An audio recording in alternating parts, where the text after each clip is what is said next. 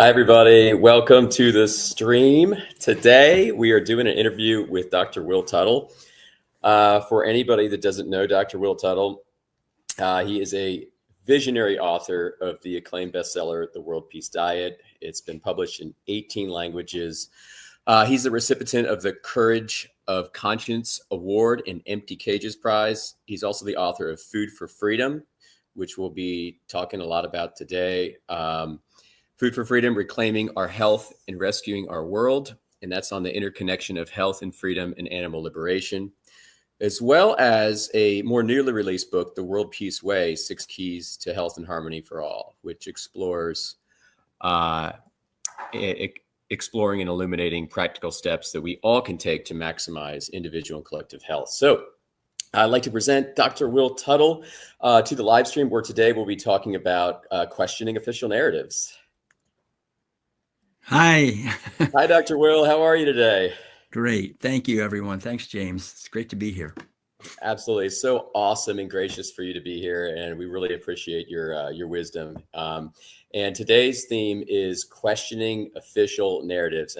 And I guess I'll start off with the old saying, trust the science. We are often told, quote unquote, to just trust the science, be it peer-reviewed research, be it certain publishings, be it science that's taught to us in educational institutions, be it something we read off of ChatGPT. And this trust the science is supposedly a law that we cannot question ever. And it is just fact, which we must adopt and take as fact. So can you go into a little bit how science has been captured by materialism and how it's objectively not science anymore, but more scientism? I guess. Well, yeah, thanks, James. It's a great point, and it's a big discussion. My book that you mentioned, The Food for Freedom, I have entire chapters that go into this, so we could talk a long time. But basically, 40 years ago, I was teaching college courses in epistemology. Epistemology is the branch of philosophy that deals with truth. How do we know that what we think is true is actually true? And I've been doing deep dives into this for decades. And science has become, in many ways, a religion, like you say, scientism. Back in the medieval period, you had to better believe the authorities, the church. The church had the truth. And if you question it, you would get banished or even worse. And now we have the new priesthood, which are the men in the white coats, the scientists, and we have to trust the science. And it's the same thing. You take it on faith. You have to basically take it on faith.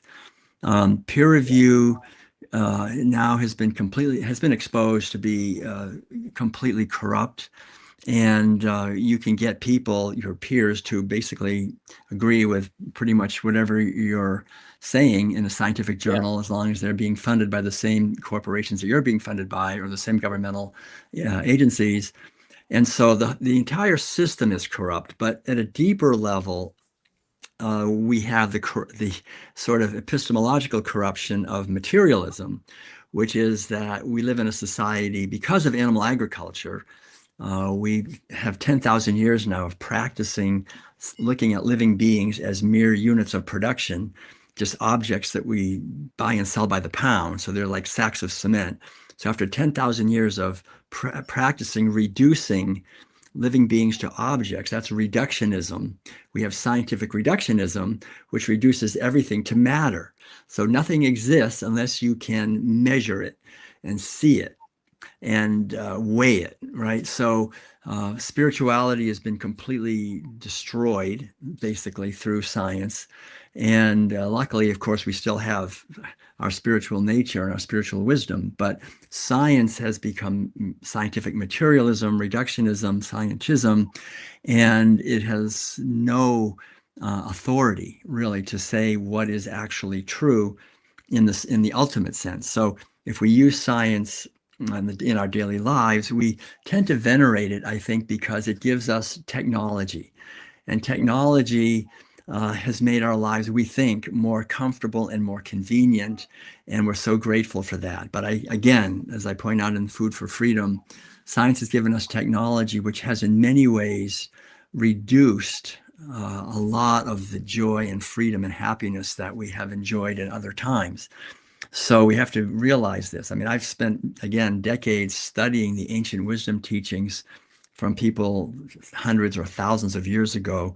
And there was tremendous wisdom and joy and happiness in human beings before we had refrigerators and computers and all these other things that we think are absolutely necessary for our happiness. Yeah. And now we see large percentages, over 2/3 of people in the United States are taking a prescription drug on a daily basis, right? We have a massive amount of depression and anxiety, disease.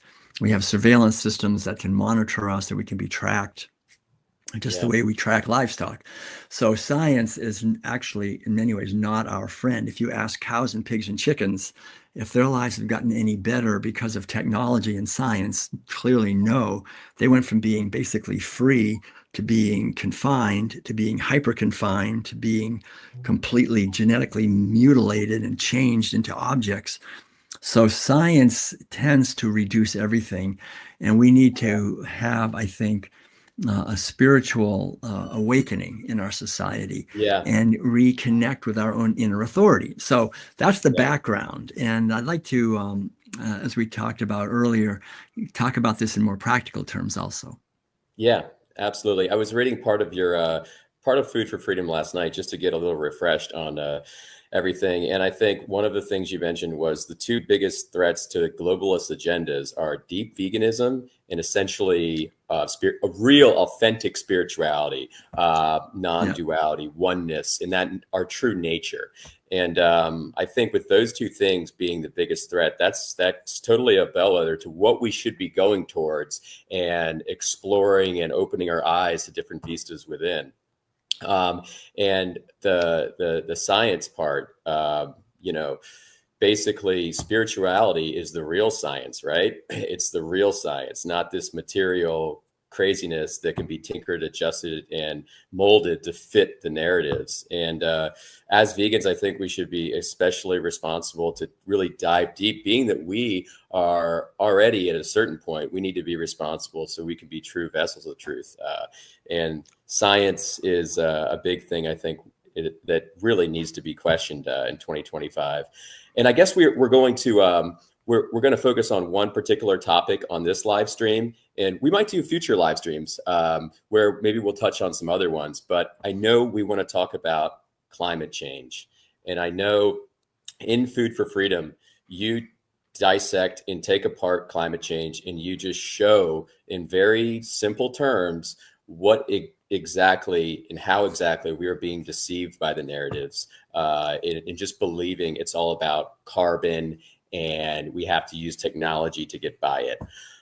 Maybe could you start us in a little kind of, I guess, educational response along those lines, and maybe show us a few things?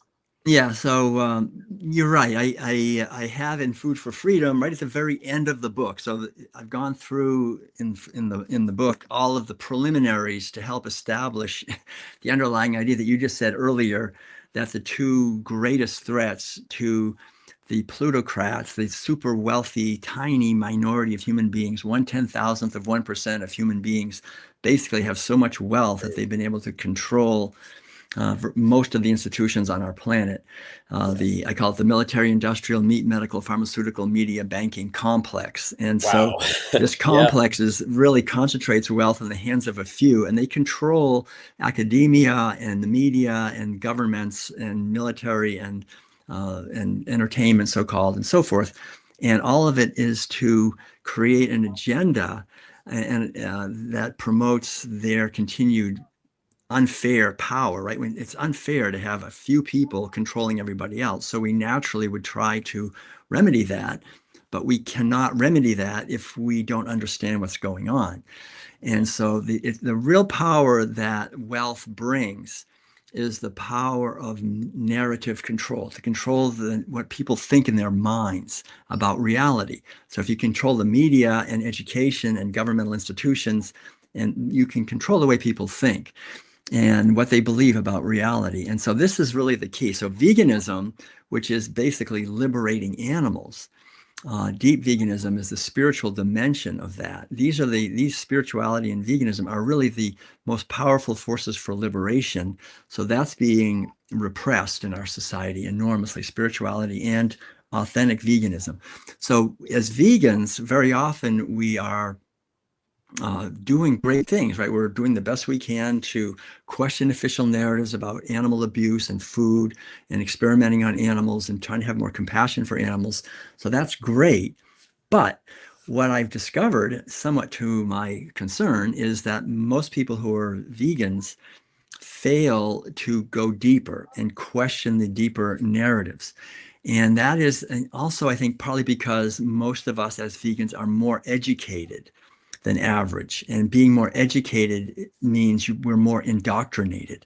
Education is indoctrination. So people who get a bachelor's degree, a master's degree, a professional degree, they're going through succeeding levels of indoctrination.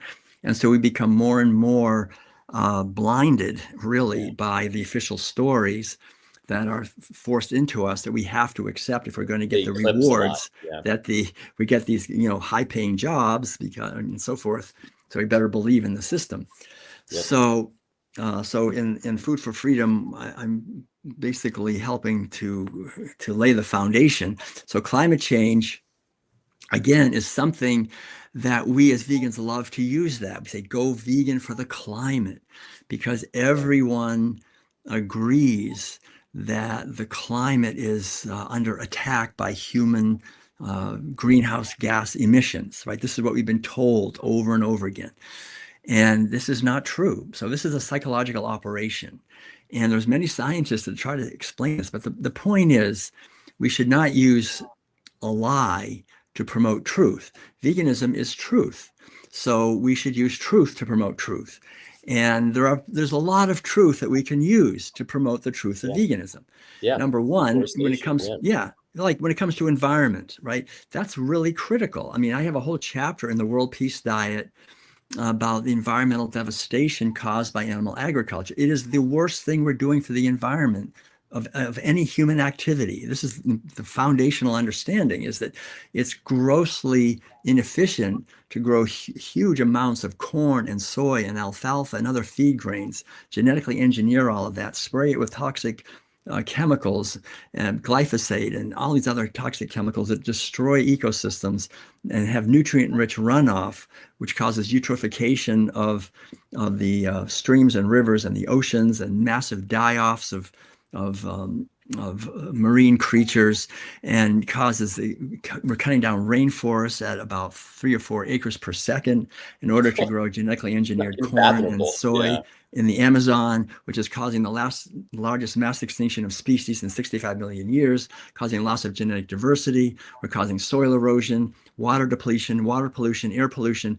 I mean, it's the biggest environmental destructive force there is.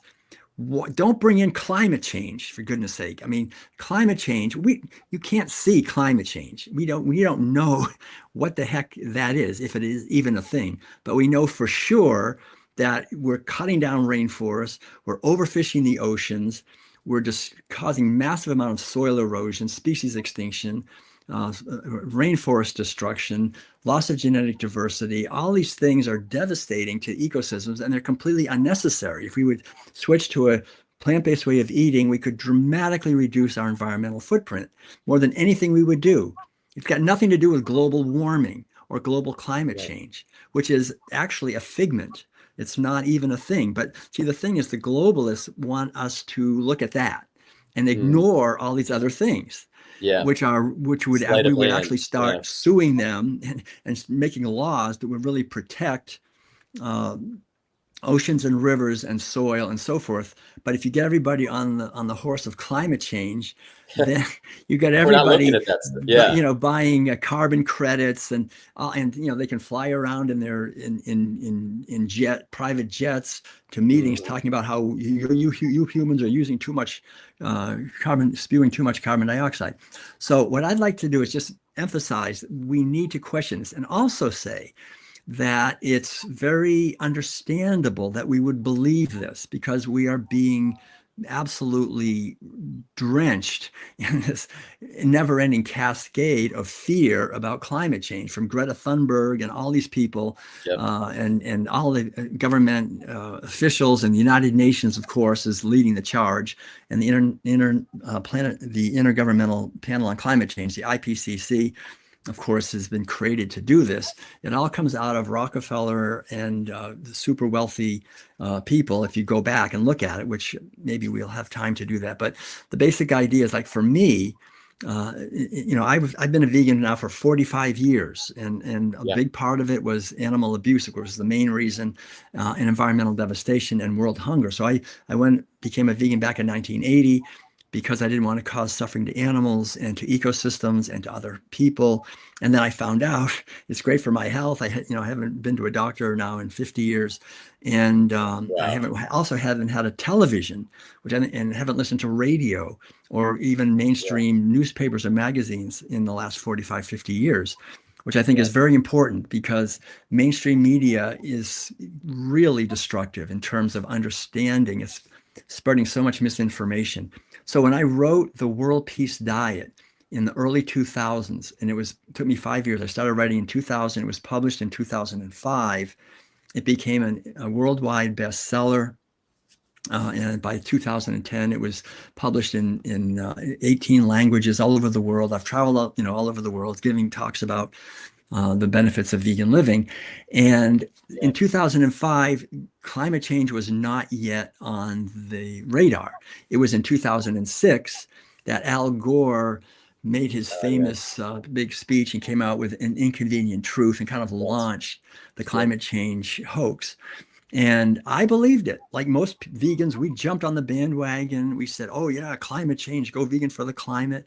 I was right there for probably 8 years, I would say, up until about around 2011, even by 2009 or 10, I was starting to have my doubts, because 2009, again, in 2011, there was ClimateGate, where a whistleblower released some of the emails from the IPCC scientists showing that they were fudging the data, and they were trying to cover things up and not letting people know. So this came out. And I've always been questioning of the media. My father owned a chain of newspapers, so I learned growing up, don't trust the media, because I could see it in my own family. You don't run. My father would say to my mother, well, we can't run that article because the advertisers wouldn't like it, So the wealthy advertisers, the corporations, determine what's in the media. We really have to understand that. And so I was starting to question it in early 2000, maybe 9, 10, 11. By 2014, I was questioning it even more strongly. So I did write some articles talking about climate change and going vegan for the climate back in the early, maybe 2008 and 9, 10 in there. But for the last 10 years or so, I've realized increasingly that we really shouldn't be using climate change, because it's not true. So what I'd like to do, I do have a few slides. So awesome. I think it would be nice if you can go ahead and activate that, please. We'll just go through this just quickly, because I think it's helpful. So this is from my book, Food for Freedom. There's no way to overstate the magnitude of the collective spiritual transformation that will occur when we shift from food of violent oppression to food of gentleness and compassion. That's the underlying idea. And it's our enslavement of animals that's destroying our health and their health and ecosystems. And just as an example, this is just showing, like, this is back in 2004, and it's just increased since then. These are the animals that are killed by wildlife services. The USDA's Department of Wildlife Services, we're killing millions of animals. I mean, not only birds, especially, incredible, but coyote. Look at that, 75,000 coyotes in 1 year, 33,000 beavers. I mean, so many animals, so many feral pigs, 11,000. It just goes on. Every animal trying to live out there, raccoons and squirrels and skunks and foxes and marmots, cormorants, egrets. I mean, any of these animals, we're just killing them. So what I'm saying is, animal agriculture from the very beginning has been a war against nature, a war against wildlife, against free living animals. And it still is that. And of course, it's a war against cows, pigs, and chickens and the and the animals that we're directly abusing in laboratories Yeah. and in factory farms. But it's important to see that that mentality of domination that's been propelled by science, which sees us as dominating, as superior to animals in nature, and we use science as a way to do that. And so we have to realize that we are being treated as livestock. And wow, this goes really easily. So this is a World Climate Declaration. There is no climate emergency. This is, at this point, 1,936 signatories. These are all experts in climate, have signed this declaration saying there is no climate change. There's another Wow. one. This is Something I would have never known. This is the Global Warming Wow. Petition Project. This is 31,000 American scientists have signed this petition, including 9,000 with PhDs. So these are everyone. Wow. These are people who are saying no, no, no, no, no. There is no global warming or climate change. But they Wow. never see. The thing is, this is completely suppressed. There are videos of showing how climate change is a total hoax, and you cannot watch them on YouTube, on Vimeo. You can only see them if you go to Rumble or BitChute or the alternative sites, because there is a very powerful agenda to just completely suppress this idea and to mock or discredit anyone who questions the official narrative. And the main point, I just have to say this at the very beginning, is that if you would like to exploit animals like cows and pigs and chickens, these animals that we're exploiting, what do you do? What you do is you take away their ability to move physically, right? That's called slavery. If you take away, you start physically confining cows. That's what we started doing 10,000 years ago. We started physically confining sheep and then goats and then cows. We said, these are our livestock, and we confine them in a fence or with dogs or with staff. Somehow we just keep them in a certain area. That's imprisonment. That's slavery. That's exploitation of the weak by the strong. So what is climate change being used for? It's only used for one thing, so we cannot travel. That's the whole point. You can't go anywhere. You have to shrink your carbon footprint. It's to create 15-minute cities, which are open air prisons where no one can leave, where you're not allowed to go. And we have now the technology in place to not let you go. If you try to go, your car won't go if it's an electric car, or you can't spend your money if you have a credit card or digital, if you're not allowed to use cash. I mean, the technology is in place already to enforce complete lockdowns on human beings, the way we do lockdowns on cows and pigs and chickens, or the way they do them in prisons. We've already experimented with that during the COVID era of locking people down as a trial run. So we have to understand that the basic agenda is to turn humanity into livestock. That's profitable. The way we turn animals into livestock, that's profitable. The most profitable businesses on planet Earth are slavery, unfortunately. And human trafficking is at an all-time high. So we have to get a sense of this, that there are people speaking out about this, and it's not. And the good news is we live on a beautiful planet, and we don't have to do that. So we have to understand that we're being lied to and deceived through these various things. So, like you said, we said earlier, 97% of scientists agree with whatever is funding them. This is really true. The scientific studies that are published. I have a PhD from University of California at Berkeley. I took courses in qualitative and quantitative research methodologies. I've gone into what scientific research really is, and it all depends on the funding. You can know ahead of time what a study. If a study is being funded by the American Dairy Association, you can be guaranteed it's going to show how healthy, or the American Egg Board, or the Nuclear, Federation, whatever it is. They fund scientific studies. This is done all the time. So we have to really understand that. And so there's tremendous, literally every year, trillions of dollars of funding for climate projects. It's a massive industry. The industry of climate research is massive, and it's being funded by the IPCC, the United Nations, these huge foundations, the Gates Foundation, the Rockefeller Foundation, the Ford Foundation, all these gigantic foundations, as well as governmental agencies in order to push a narrative that we have anthropogenic, which means human-caused climate change. So Yeah. just to look here, just basically, we say there's too much carbon dioxide. That's what we got to cut our Yep. carbon footprint.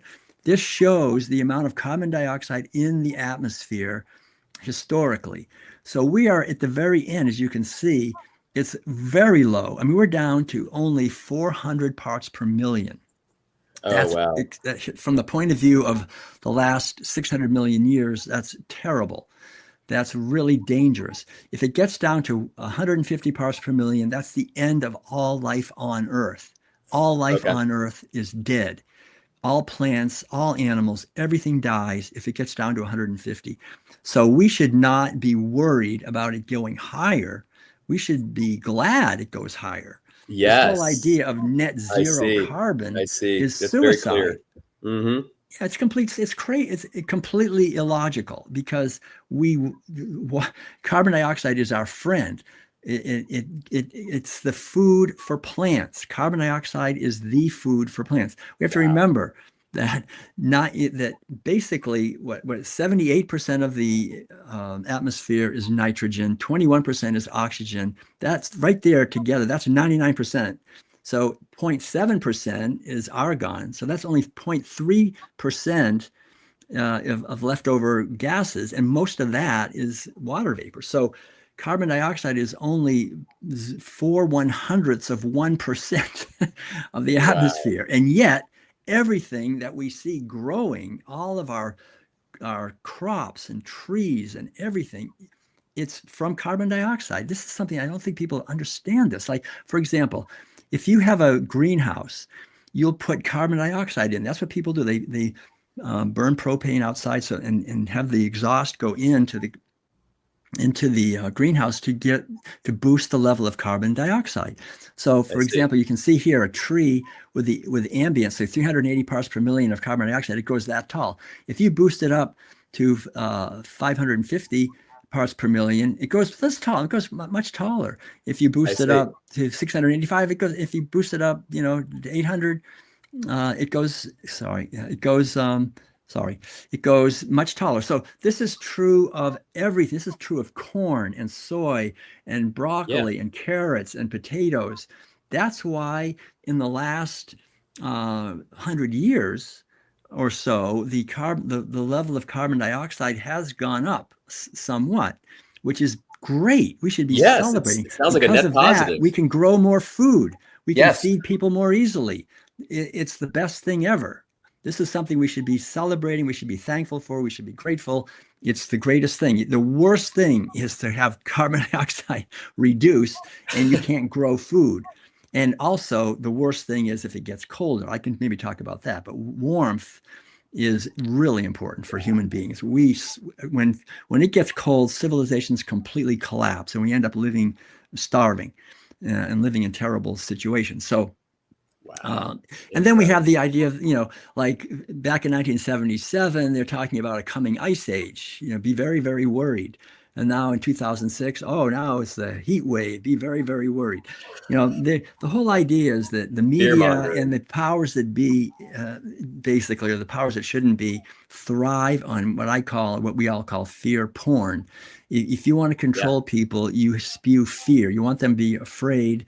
So we really have to be careful about that as vegans, to Yeah. not spread fear all the time. We should be spreading love and joy and kindness and caring Yeah. and the beauty of this Truth. earth and Yeah. living in harmony with each other on this earth and connecting with a spiritual reality. And the fear porn that they use in COVID, and they're using all the time to divide us and make us afraid of each other and make us Mm. critical of each other, is very damaging. So just be very conscious of these things. Yeah. Look at this. Way back in 1989, they're saying the rising sea levels could be caused by global warming. And then just the other, like last year, that they say, well, the whole thing, vanishing islands They talked about, Al Gore said this back in Oh, I think I remember that. 2006. He said, oh, in 10 years, right? That means by 2016, Yeah. Miami will be underwater and all the glaciers will be gone from Glacier National Park and everything will Yeah. be melted, totally never happened. So they had to get off the global warming and talk about Yeah. global climate change. Switch gears, But guys. it's Yep. just, there's no vanishing islands. I mean, all these things that they keep saying never happen, but they keep on it. It's like you can you can continue to repeat lies and most people will believe it. And as vegans, Yeah. we shouldn't go along with that. We have to develop some discernment and really learn to Yeah. question this. This graph here is the most important one, maybe in the whole thing. It's a Oh, little bit hard to see, but basically what it shows is in the black section on the left, that's from 0 parts per million up to 100 to 200 to 300 to 400 parts per million. So right now we're at 400 parts per million. That's the power of carbon dioxide to actually to somewhat increase the temperature. And as you can see, that's already 88% has been used up. So if it goes up to 500, 600, 700, 800, 900, 10, 1,000 parts per million, the amount of impact it has on the in being a greenhouse gas basically disappears. So we don't have to worry if it goes to 500, 600, 700 in terms of climate change. It doesn't have an impact. The only impact it has is when it's very, very low, and it does have somewhat of an impact there. But yeah. basically, the main greenhouse gas is not carbon dioxide. It's water vapor. Water vapor, we all know water vapor. I mean, look at this. Water vapor is most of the greenhouse gas in the atmosphere. Carbon dioxide is tiny. Methane is microscopic. Look at that. Nitrous oxide is even smaller. These are not greenhouse gases that are effective. I used to write articles. I'd say, oh, climate change is bad because not only is it carbon dioxide, but it's methane. Methane is 75 times more powerful the greenhouse gas than carbon dioxide. And nitrous oxide is 200 times more powerful. I used to write all that. I used to say all that. I realized I was ridiculous. I was wrong. I mean, methane is such a tiny amount, and they're scaring everybody to think that cow burps and farts and so forth that have methane is somehow bad for the environment and bad for climate change. As I point out in Food for Freedom, methane, CH4, is basically just the product of the digestion of grains, right? Of plant matter. So if a cow eats a bunch of grass and then digests it, and then some methane comes off of that, if the cow never ate the grass, what would happen?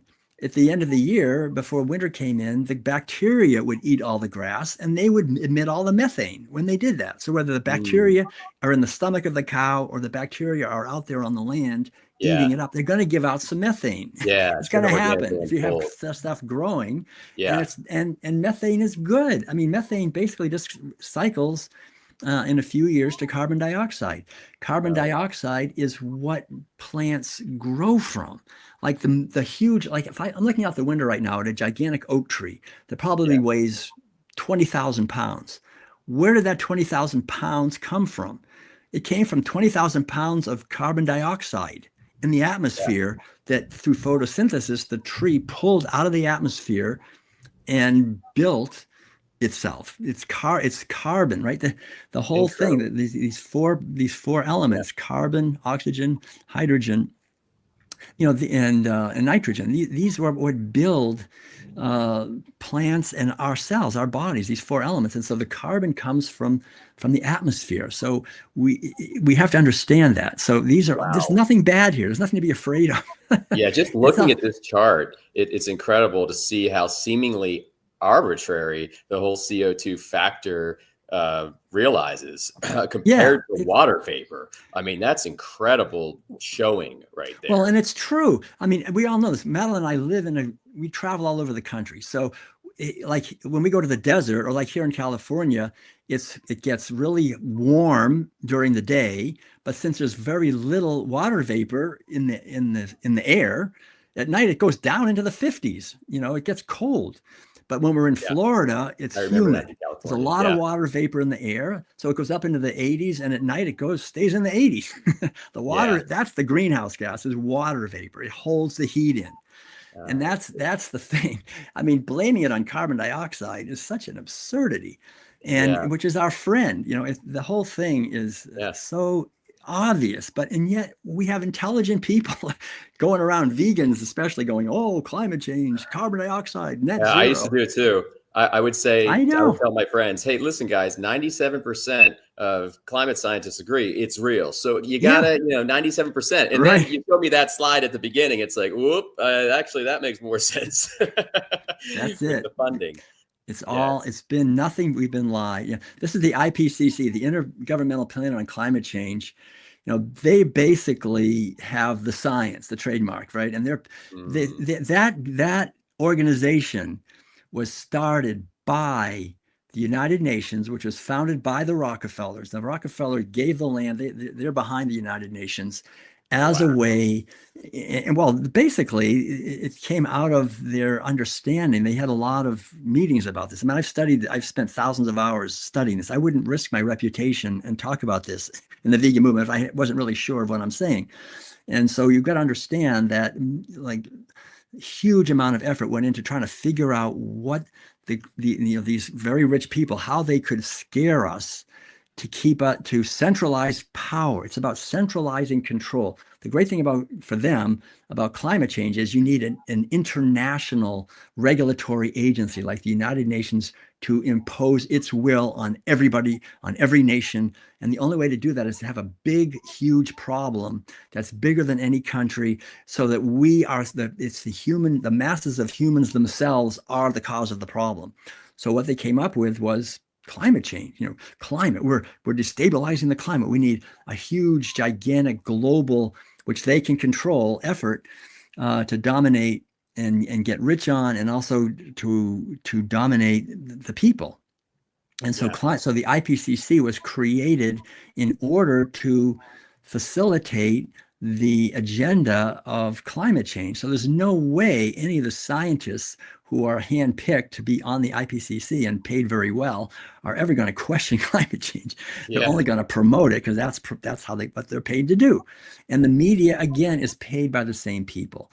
The underlying everything, the advertisers and the money, it all comes from the same trough. So we really have to understand these things. Another thing we have to understand is that we've been lied to about the medieval warm period and the Little Ice Age. Again, we had in the medieval period this warm period, which was fantastic. That's really when the Renaissance started. It really opened up a lot of new rebirth of things coming out of the Dark Ages, which was a cold period. In the early medieval period was very cold. And so people were suffering, they were hungry, they were starving. We had the warm period. In fact, the word, they started exploring and sailing around. They went to Greenland.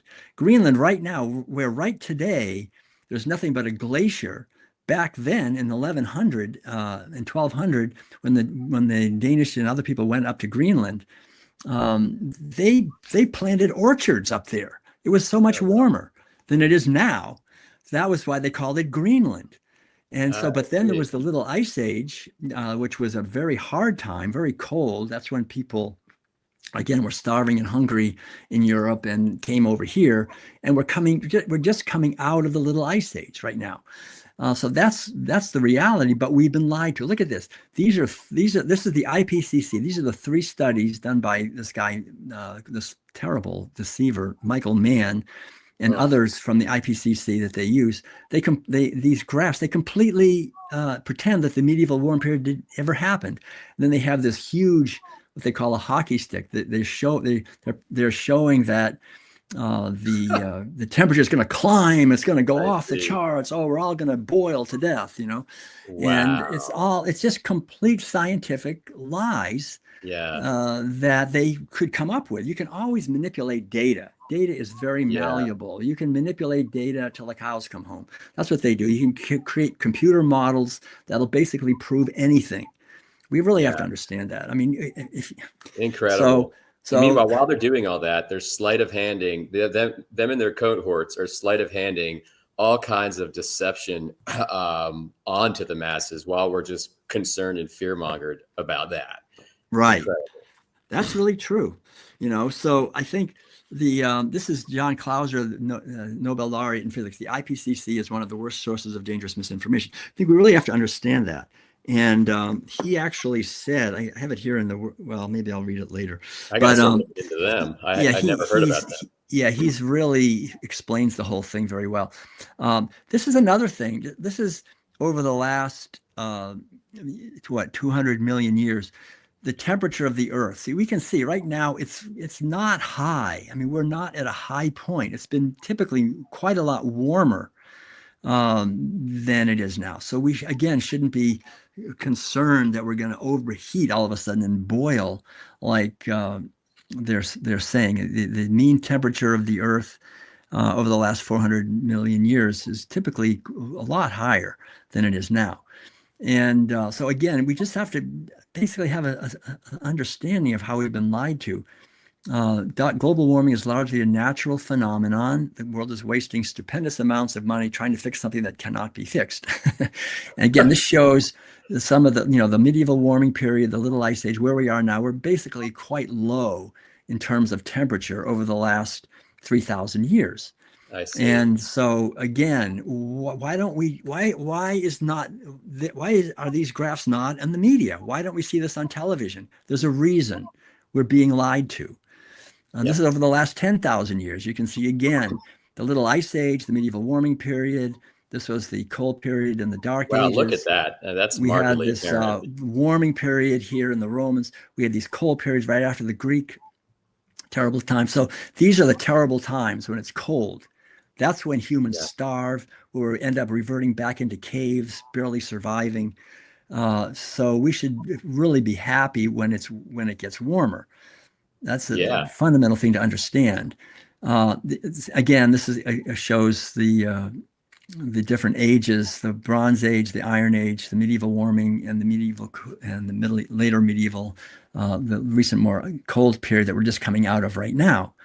So just get a clear understanding of that. This actually says, during the recorded history, there was a warm period from about 250 BC to 480. This was appropriately named the Roman warm period. Some modern coastlines have been found 2 miles out from where they were during the Roman invasion of Britain in 43. So basically, we can see this. Arctic temperatures were at least 2 degrees higher at that time than what we're seeing today. And it was, at that time in history, the Western Arctic was covered in sea ice only about 50% of the year. Now it is covered in sea ice over 10 months of the year. But then there was an ensuing period known as the Dark Ages. It was colder. Then came the medieval warm period, which we warmed up again. And then this is important. Ice core samples showed that although the average temperature was about 2 degrees warmer during the medieval warm period, the carbon dioxide level was actually lower than it is now. This again demonstrates the lack of correlation between the percentage of carbon dioxide and the Earth's average temperature. So it's important to understand that even the whole idea that carbon dioxide causes global warming, it could be following from it. We're not really sure. Droughts, again, everybody's worried about drought, but we don't have more than normal. Same thing with floods. Everybody says, oh, there's all these floods. Actually, flooding has not increased either. This shows the ice core. Basically, the temperature is the sort of dark line, and the carbon dioxide level is the light, more golden line. And you can see that the carbon dioxide level goes up as the temperature goes up, but it's right after it. So it's not really necessarily, causing it. It's more following it. So again, climate is incredibly complex. I mean, nobody understands climate anyway. Any real climate scientist will be the first to say that the main thing, what causes these warm and cold, all of that, it's changes in the output of the sun, right? Solar radiation changes. It's also cosmic rays that cause cloud cover to change. There's so many factors that we don't know. So to try to pin it onto one little thing is just complete nonsense. There's another whole thing that I should just mention. This eruption of the Hunga Tonga volcano in 2020, I think it was 2022, in January of 2022. This is very important. It's very interesting because what happened was there was this water volcano 500 feet below the surface of the water. So it's down below the water. It had a massive eruption, sending like millions and millions of gallons of tons, just thousands, hundreds of thousands of tons of water into the atmosphere. So it increased the water vapor covering planet Earth by 13%. Oh, wow. So that's the main, that's the, that is a The greenhouse gas. water vapor. Yeah. Yeah. And so right then, Wow. scientists said, okay, it's probably going to, for the next 4 or 5 years, you're going to see some warming because of this weird thing that happened, this massive volcanic eruption under the ocean surface, sending up all this seawater, vaporizing it into the atmosphere, increasing greenhouse gas of water vapor. It's going to get hotter for the next few years. So now we have the United Nations yelling and screaming and about it's getting hotter, it's getting hotter. They never mention this. They never mention we had this eruption. So yeah, it's going to get a little warmer for a few years before it goes back.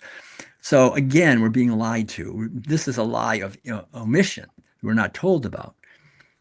Yep. So, but intent omission. Yeah. yeah, yeah. So this kind of tells, you have the politics and the money. Money runs the politics. Politics runs the science, and we run along behind, like, Yeah. not failing to question it. Control, money, and power. So, and look at this. The Small Business Administration has estimated that compliance with all the climate regulations, many of which are state regulations already in place, is already costing U.S. taxpayers over $1.75 trillion per year. Do you know how much money that is? We're spending, and this is money basically going into the pockets of the super rich. They're the ones that have these companies that are making windmills and drilling and mining for lithium and cobalt and these horrible, terrible, environmentally devastating technologies to create gigantic batteries to run so-called green energy, which is not green at all. I mean, these windmills and batteries and biomass facilities they're cutting down whole forests to burn wood to make electricity. I mean, we have an environmental catastrophe being caused by so-called green energy. Green energy is not green. They're making so much money on creating more pollution and calling it green. This is, again, something that we don't understand because the media is controlled.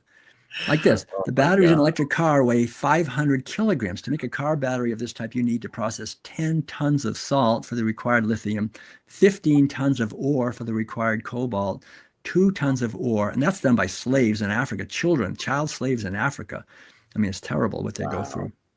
2 tons of ore to get enough nickel, 12 tons of copper ore. In total, you have to process 200 tons of soil to make one single battery. And if that wasn't enough, this pollutes more than a petrodiesel car does in 20 years of normal consumption. And yet the virtue signaling just to make the battery, wow. These gigantic machines that have to run these mines that all run on diesel. That's the thing. This green energy thing, it's just boosting diesel production massively to do all this mining for all these batteries and for these cars. It's all money going right into Rockefeller's pockets, right into the petroleum pocket. And the more green energy, the more petroleum. There's more petroleum. Incredible. So we really have to understand we're being so lied to, and it's not that hard to figure it out, but nobody seems to figure it out. So and then there's this other thing. They always talk about how the temperature is going up, and it's the urban heat island effect, which we have to understand that as we've had thermometers typically out in the country, and so the temperatures are much lower in the countryside than they are in cities because cities have asphalt and it just makes more heat, the reflection. So, but now as the urban areas spread, and then the thermometers are now in cities. So they say, the temperature keeps climbing and climbing. It's not that the temperature is climbing, it's because the way we measure it is. And what's interesting is that they have another way of measuring surface temperature on the Earth, which is by satellites. And from those measurements, it is not increasing. So it's really significantly. I mean, it's increasing a little bit, but not within anything to worry about. And so, again, they don't show those numbers. They only show the numbers taken in the urban areas. And they even put them lower. They put them closer to the Earth where it's hotter. I mean, it's all deception. I mean, It's this like has been it's ongoing the last few years, especially. They're just incredible. fixing the numbers to make everybody afraid that we have all this global warming. It's like, is These there like a they put word this beyond red evil? everywhere, red. Oh, it's boiling, to scare everybody. So we Incredible. have to understand all these things. Yeah, the United Nations. I remember that. The United Nations guy, said that that we're having global boiling last year. Yeah, this is part of the fear porn in order to imprison humanity. So we really have to understand Yeah. these things. Also understand other things, like I mentioned earlier, the Milankovitch cycles, which are basically, these are long periods of where we get closer and farther away from the sun. So we get changes in solar output, changes in climate from that. Also from cosmic ray variations, which changes cloud cover, which is changes how much heat is reflected back to away from the Earth. All these factors is so enormously complex. The climate, it's a living system. The other thing we have to remember is that there's been incredible heat waves in the past. Like, look at this: death for millions in the 1921's record heat wave. This is. Wow. I remember I went to Switzerland and was swimming in this lake that was dried up back then, the great heat wave. So there's been lots of climate catastrophes in the past. We have this idea that never happens. Yeah. So anyway, I think this is a good quote by Freeman Dyson. The people who are supposed to be the experts and who claim to understand the science are precisely the people who are blind to the evidence. I hope a few of them will make the effort to examine the evidence in detail and see how it contradicts the prevailing dogma, but I know that the majority will remain blind. That is, to me, the central mystery of climate science. It is not a scientific mystery, but a human mystery. How does it happen that the whole generation of scientific experts is blind to obvious facts? And then I wrote here at the hint, Upton Sinclair, the great author, the hardest thing in the world is to try to get a man to understand something when his salary depends on him not understanding it. And Yeah. that explains everything. We pay people to have a good job and be very reputable as long as they don't Don't question the question official anything. narratives. Yep. So this video right here, the climate, the cold truth, it was on YouTube. They just took it down. You can't see it, so you have to go somewhere else. But it's a very good I'll look for video. that one. I think everybody here Yeah. should look for that too, So if we that's can. basically it. I won't go on too much more Yeah, here about that. but But no, there's thanks for sharing all those. That made things markedly apparent. I really appreciate those. Myself, I hadn't really seen anything like that. This is the first time I'm seeing it too. well, So thank you so much. I might review that when I look over the video again to check some of those graphs out. But I guess the crux of it all is that, yeah, we're being lied to. The 99% of the non-vegan population, we're all just following orders, and even vegans now, we're still following orders because of what you said, how we're a lot of education has just seeped and cemented itself in our psyches, so where it just eclipses the kind of more truthful purviews. So I think that was a really good one to touch on. Thanks, Will. I think in my last live stream, I mentioned that I read your book and I saw the climate chapter, and the first time I saw it, it was very akin to when I first saw Gary Yourofsky's speech way back. And I was like, no way, this guy, I don't know. I can't take Will on this one. This one can't be true. This is too much. And then I went back to read it again, kind of just like I went back to watch Gary's video again.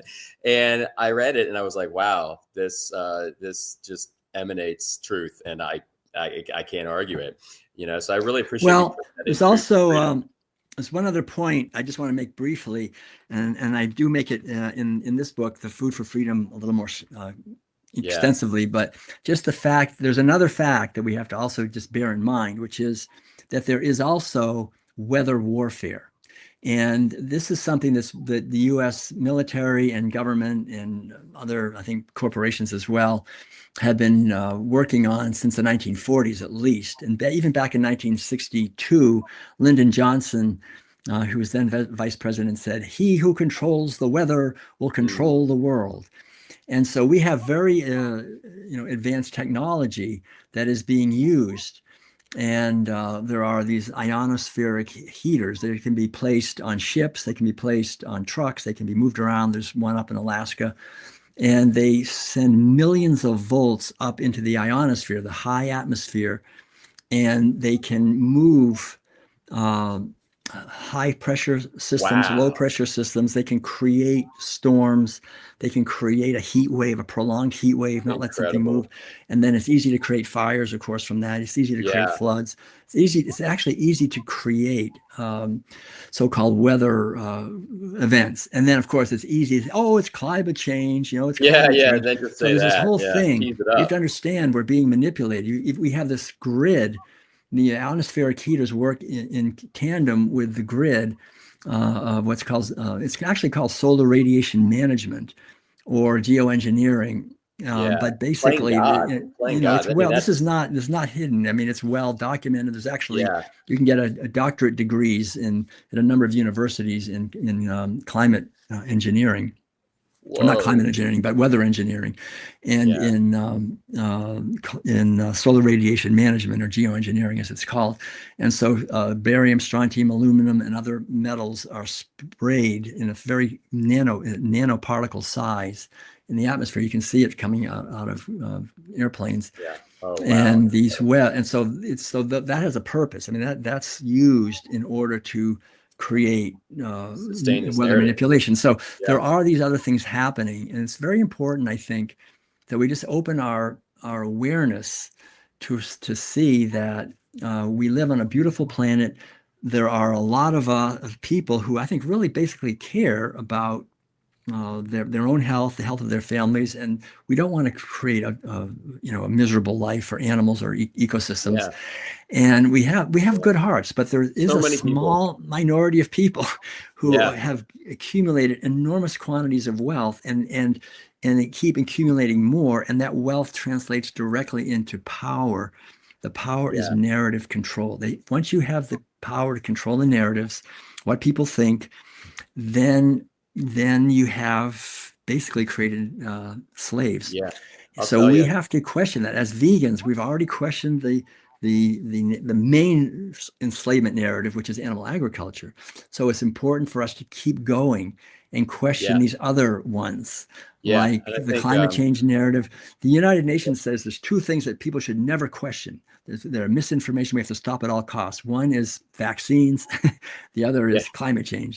Those are the two things you're not allowed to question. And so Oh, those are the well, two things, that I would yeah. say we better really They got to make question. their And there's money. more. We got to Yeah, let them make their massive amounts of money. right. Incredible. Well, I think this was a great one to start on as far as questioning official narratives, and maybe down the line we can do a few more, on COVID and on challenging, the lies regarding vitamins and supplements, and even Okay. like Sounds good. ChatGPT and stuff like that.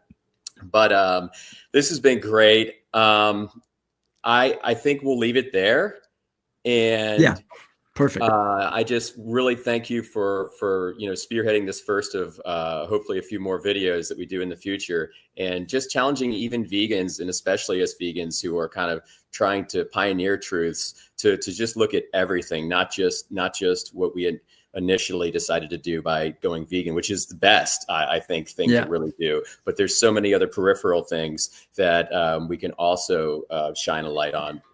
That we're being deceived on. So thank you, Will. Thanks for everything. And everybody, please, Will's books, Food for Freedom, The World Peace Diet, The World Peace Way. These are like, the World Peace Diet is the best book I've ever read ever. It just is, full stop. And I recommend to all vegans to read this book, pick up a copy. Food for Freedom is a more recent writing of Will's. And then The World Peace Way is a very practical guide that Will wrote recently too. So please pick up those books and just help us be vegan truthers, and more so,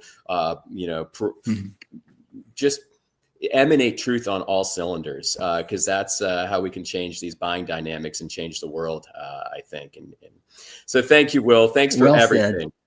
Well said. Thanks, everyone. Go You're forth awesome. And bless we'll the see you in the world. next video. Thank you. Peace. Thanks.